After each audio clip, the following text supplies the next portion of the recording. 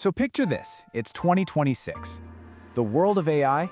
Well, it looks like it's already been conquered. A handful of colossal tech giants have planted their flags, and they seem to own the entire map. For any startup trying to break in now, the challenge just feels impossible. The game board is already full, the pieces are all set. It's like showing up to a war that's already been decided before you even got your uniform on. But hold on, what if we're looking at this all wrong? What if being late isn't a weakness at all? What if it's actually a powerful, strategic advantage? Well, to find the answer, we have to look back, way back, to one of history's most brilliant latecomers, a one-eyed samurai warlord from 16th century Japan. Welcome to the Date OS, the operating system for underdogs. This is a 5-part playbook, and it's not written in code, it's written in ambition and blood.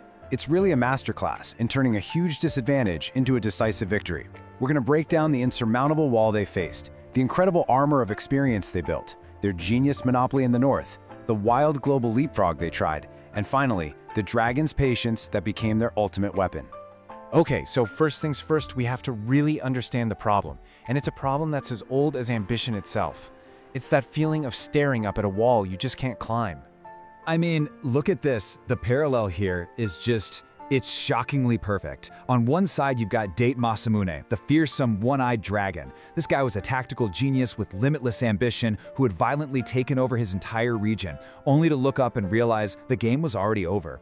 The great unifier, Toyotomi Hideyoshi, had already consolidated all of Japan under his control. And on the other side, you've got an innovative AI startup in 2026. They've got a brilliant product, but they're living in the shadow of these massive foundational models from the tech titans. The feeling is exactly the same. The capital is taken, the war seems won before you can even fight your first battle.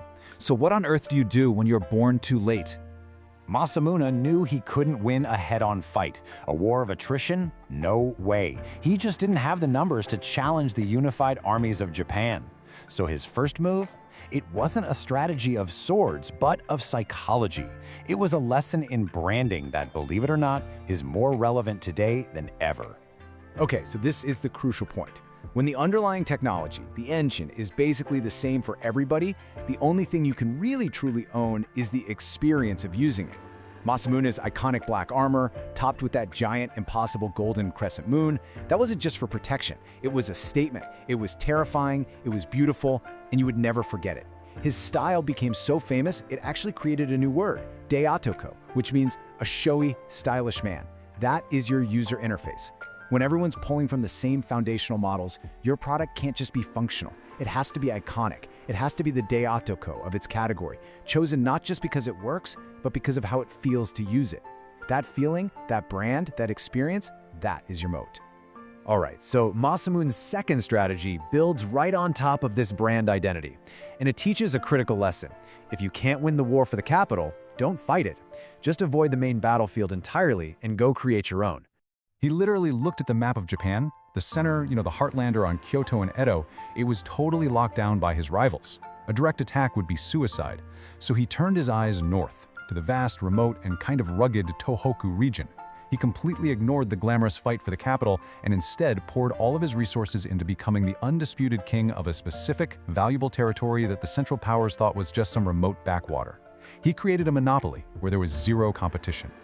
The 2026 equivalent? It's called vertical AI. And this is the strategic pivot. Don't try to build a better, more general AI. That's fighting for the capital. The giants have already won that war. The real opportunity, the real unconquered territory, is in specialization. It's about building an AI that is absolutely peerless within a single, complex field. And this is where the opportunity is just massive. Pick a complex, unglamorous, highly specialized niche. Become the undisputed world expert in AI for maritime law, or for dental clinic management, or for geological surveys. These are areas the giants, in their quest for mass adoption, have completely ignored.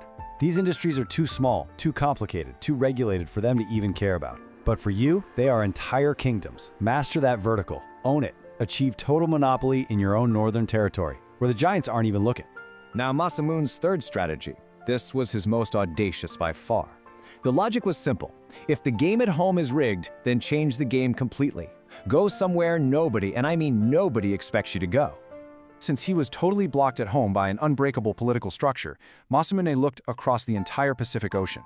He funded and built one of Japan's first ever Western-style galleons, the San Juan Bautista, and sent his top guy, Hasakura Tsunanaga, on a mission that was basically science fiction for its time. I mean, just stop and think about that. Sending samurai across the biggest ocean on Earth, through hostile waters, to go meet the Pope in Rome and the King of Spain. He was trying to get trade deals and military alliances completely outside of the Japanese power structure. It was an unbelievably bold move to find leverage where absolutely none seemed to exist. For a startup today, this means you have to think unconventionally. If the big tech platforms in your own country won't work with you, then look for partners in completely different industries or in emerging markets overseas. Find some kind of leverage that your domestic competitors can't access and, more importantly, don't even see coming. Build alliances that completely bypass the established order. So all of this brings us to the final, and I think the most powerful principle of the Date OS. It's a mindset that completely reframes the entire challenge. You know what Masamune understood instinctively in his gut? Modern business strategy actually has a name for it. It's the second mover advantage.